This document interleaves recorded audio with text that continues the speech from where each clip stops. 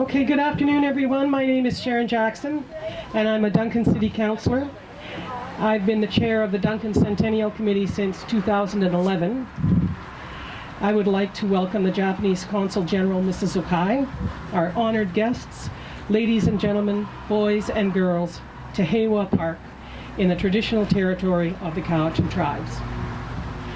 2012 was Duncan's centennial year, and as the chair of the Centennial Committee, I was privileged to work with many community volunteers to put on events ranging from a new flag design and a flag-raising ceremony attended by Lieutenant Governor Stephen Point, to a supermotor motorcycle race in the streets of Duncan and the creation of our Quench First Man Raven and Frog drinking fountain, the unveiling of the Duncan Centennial Totem Pole, and the burial of a time capsule to be opened in 2037, and many more events. And so we find ourselves here together today for our last centennial event, which is the dedication of Heiwa Koan, or Heiwa, our Peace Park, in memory of the Japanese Canadian citizens of Duncan, who used to live here before they were uprooted from their homes and interned far away during World War II, many of whom homes and market gardens were within walking distance of this very memorial. While some people in Duncan in 1942 were very strident in their demands that the Japanese community be removed from the Cowichan Valley, it was not the same for everyone. There were many people, some of whom are here present today, whose lives were blighted by the sudden disappearance of their friends and neighbors, and who never got over their loss. This ceremony is meant to celebrate the reconnection not only of those old friends and neighbors, but of our communities, in the hope that we will never forget what happened here, and with a pledge that it will never happen again. I am personally honored to be with you here today, and I'm glad to introduce you to our mayor, Mayor Phil Kent.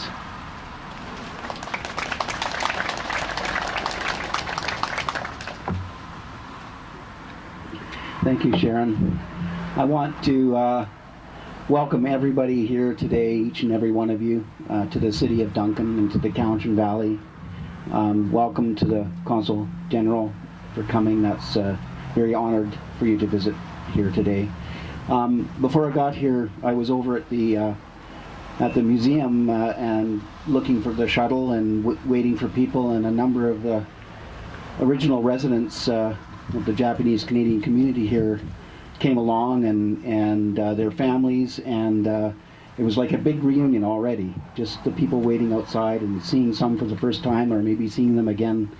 It was really quite warming to see the connections to their families and the community here, and the remembrance that they were having. I'd like to welcome some of our guests. I want to acknowledge the mayor of the town of Creston, Ron Toyota, who's just with he's the nephew of one of the original residents here, Kimi. So thank you for coming.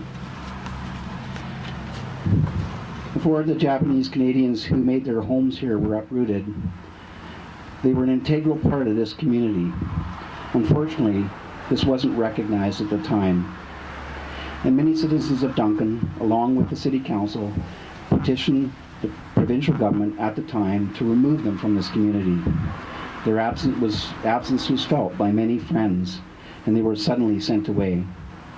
In the spirit of remembering their many contributions and acknowledging the injustice of the internment, that we come here together today.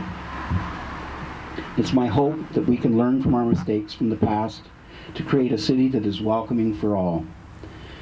I hope that those of you who have traveled to Duncan for this event, possibly for the first time since you were sent away, receive a very warm welcome from both city officials and all the townspeople alike. And I'd like to welcome many of the other people from this community who have come for this event today to share this memorial. On behalf of the people of the city of Duncan, I thank you for coming and sharing this day with us.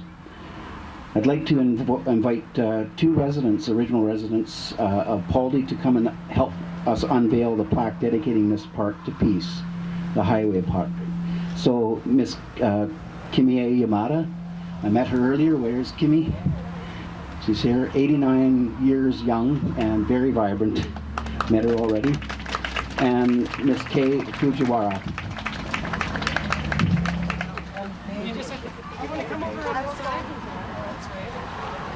that you can lift it up.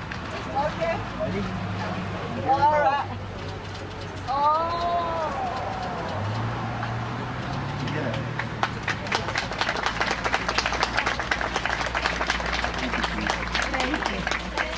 Thank you so much. Thank you. Okay. I also want to take a moment to acknowledge the assistance of Judy Hill and her mother, Mrs. Braithwaite, who helped this whole project come to fruition. And without their help, this wouldn't have happened. And so, while I love to take all the credit for everything, I really can't. Okay.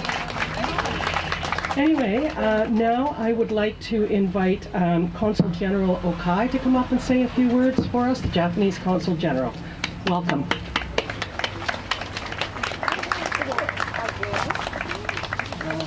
Oh, excuse me one moment. He wants to take a picture. Okay. Your Worship, may I present the Consular Sharon Jackson, and then whoever they have contributed to this project, and then the ladies and gentlemen. It gives me great pleasure to be invited here today. It is really the touching the project that I heard the explanation just now. I have come to Vancouver to serve here only 5 months ago. Nevertheless, I've been visiting many cities in Vancouver Island, and then had come to know about the presence of Japanese community here. And then I've been also visiting all the cemeteries for Japanese people. And then this morning also I was at the cemetery Mount View, and then I was touched by the state of the graves which are preserved. I think that so far I visited about 4 or 5 cemeteries in Vancouver Island, but I think this the Duncan Cemetery is the best preserved. This shows how the community, a Japanese community, was integrated part of the city, and then despite the sad history of the internment and displacement, nevertheless the heart of the people or residents were still there, and then honoring Japanese people. I've been touched by this initiative of the Heiwa Park as well. I congratulate the city of the Duncan for this, and then it is also heartwarming to get this done with the sending out the invitation to all the former residents. I had spoke earlier with some that traveled all the way from Montreal. And then Ontario, I heard that is the farthest. So I am so moved by this reunion. So thank you once again for the city of the Duncan for organizing this, honoring the Japanese community. And then we shall never forget the world it is placed in the plaque. It gives really the strong commitment by the current Canadian government and community to uphold the multiculturalism that is so strongly held here. Thank you very much. Thank you. Thank you, Consul General. I appreciate your kind words. And now I would like to introduce Catherine Gagnon, who is the curator of the Cowichan Valley Museum. Thank you, Sharon. I don't usually read my speeches, but I really wanted to make sure that I covered all my points today. So I just want to tell you a little bit about my own history here as the curator of the Cowichan Valley Museum. An archival request by a researcher for school photos of her mother brought me face to face with the devastating consequences of the internment of Japanese Canadians in World War II. Her mother had grown up in the Japanese Canadian community here in the Cowichan Valley. The family lost everything, including precious photographs. There wasn't a single image of her mother as a young girl. So So we searched in our archives for school pictures and found one class photo that included her mother. This brought such joy and, to be honest, tears, that this one image was found of her mother. This research request showed me two things. One, that I will always be in awe of the privilege I have to be a caretaker of our community's history and to make it accessible to the public. And two, that the profound connection we have to our past and the power it has to alter our present cannot be underestimated. I was supposed to be moving.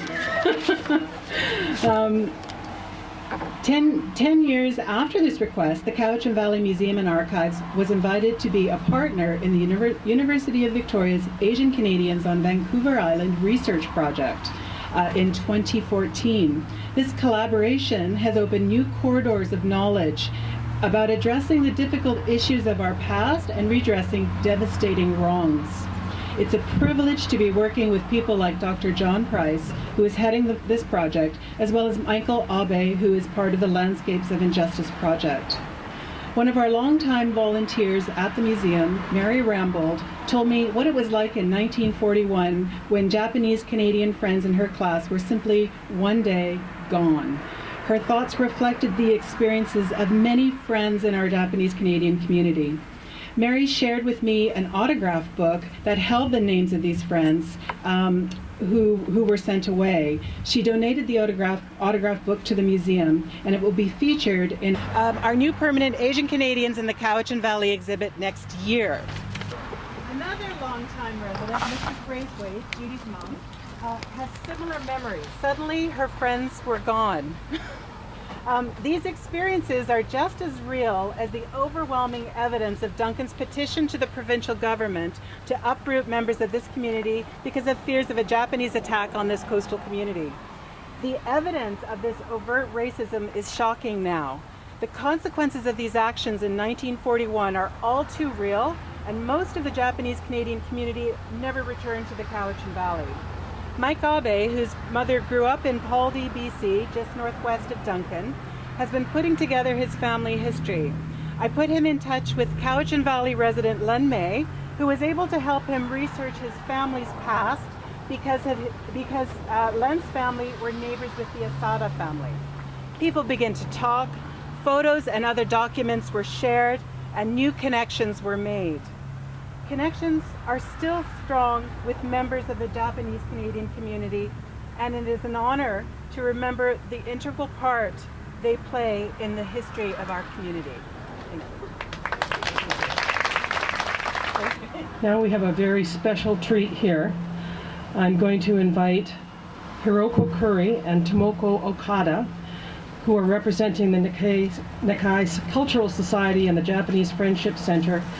I'd like them to come to the podium, and they have a gift of 1,000 origami cranes. And perhaps the mayor can come forward and receive. And these cranes, as you know, represent peace. Yeah, here. Okay.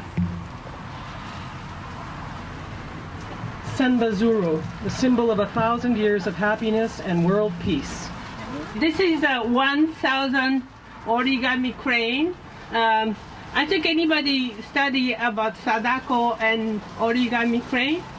So anyway, this is a symbol of 1,000 years of happiness and world peace. So this is a big gift from Victoria to Duncan. That's beautiful.